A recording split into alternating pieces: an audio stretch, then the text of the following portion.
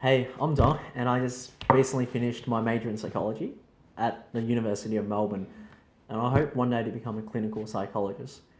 Thank you for taking the time to listen to these responses for my Monash application.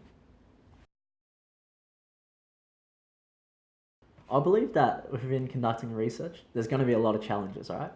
But I'm going to be talking about two challenges I believe will be relevant to myself. Firstly, psychology as a field, it really excites me because there's so much out there. It's such a broad field. There's so many research topics. And I feel that keeping this passion in check is going to be a bit challenging to me because I want to avoid the things that have led up to the crisis in confidence within psychology. Things such as data manipulation, confirmation bias, and researcher bias. And secondly, I'm going to be honest in saying that I've never conducted an experiment by myself. So that refers to the technical side, such as finding participants, finding the equipment, finding the time to conduct an experiment, and also things such as data analysis, how to do it in such a way that I avoid bias. But these are all challenges that I look forward to overcoming next year.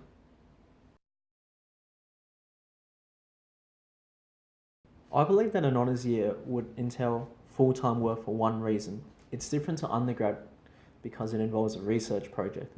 And as a result of new research and conducting an experiment, there would be no upper limit to the amount of study you could put in for the literature review, going over your study, and so on.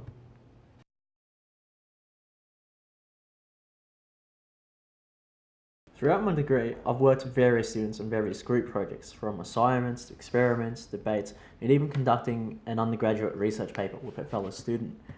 But rather than going through specific examples, I'm going to go over some skills that I use to help me in each situation, and there are two in particular I'd like to highlight. Firstly, being prepared. You can always be prepared for the content, and that helps the most, but I also find it important to be prepared for things outside the content, such as not meeting your deadlines, other people not meeting their deadlines, and other situational factors that come up, which leads me to my second skill, being able to adapt. We're not always going to be in the most optimal situation, and throughout my undergrad degree, I found it to be most important to make the best of the situation. And those are the two skills that I have used throughout my undergrad to navigate through a lot of conflict with other students, deadlines, and other admin issues in an academic setting.